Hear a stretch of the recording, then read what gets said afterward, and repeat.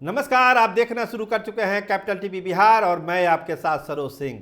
देखिए, बड़ी खबर आ रही है जमुई की सियासत से और ये एक ऐसी खबर है जो न केवल 24 के जंग को प्रभावित करेगी बल्कि 25 के विधानसभा चुनाव को भी प्रभावित करने वाली है। तो वो खबर है क्या? देखिए, जो हमारे पास सूचना है, भरोसेमंद सूत्र यही बता रहे हैं कि कल नरेंद्र सिंह के बड़े पुत्र अजय प्रताप, जो जमुई से विधायक भी रह चुके हैं, आरजेडी का दामन थामने वाले हैं। कल तेजस्वी यादव जमुई जा रहे हैं और उनके उपस्थिति में ही अजय प्रताप के शामिल होने की घोषणा की जाएगी। इसका साफ मतलब है कि जो नरेंद्र सिंह की विरासत जमुई में थी, उसको अब अजय प्रताप आरजेडी के माध्यम से आगे बढ़ाएंगे। तो कितना असर पड़ेगा इसका जमुई की सियासत पर, 24 के चुनाव में और 25 के चुनाव पर?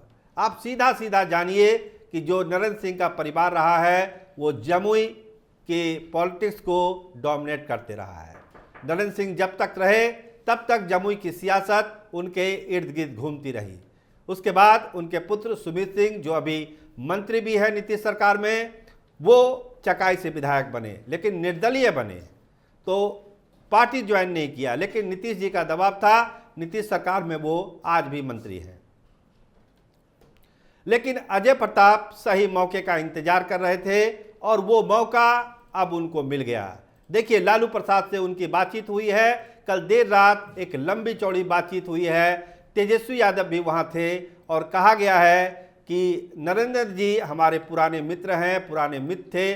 लालू प्रसाद ने उस मीटिंग में कहा अब अजय प्रताप को आरजेडी में आना चाहिए और लालटेन की लौ को जमुई के इलाके में तेज करना चाहिए।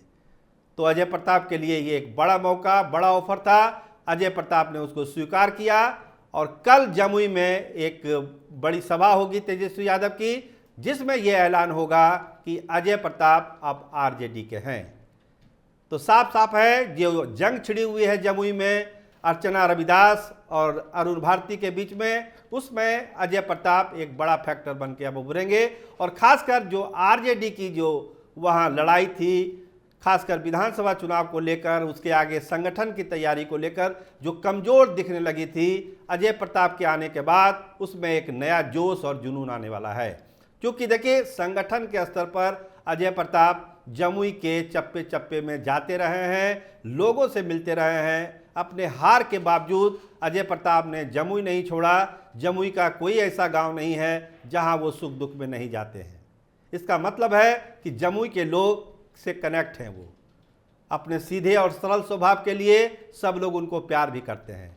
लेकिन सियासत इस तरह से बदली, समीकरण इस तरह से बदला कि वो उनको बीजेपी छोड़नी पड़ी और वो निर्दलीय भी चुनाव लड़े थे और जमुई से, लेकिन उनको शिकस्त मिली थी। वो उपेंद्र कुशवाहा के टिकट से लड़े थे।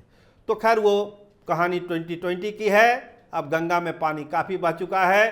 तो कल की सभा पर सबकी नज़र रहेगी कि अजय प्रताप को लेकर तेजस्वी यादव क्या ऐलान करते हैं और 24 की जंग और 25 की जंग में अजय प्रताप की क्या भूमिका होगी। कल जमुई की महान धरती पर इसका फैसला हो जाएगा।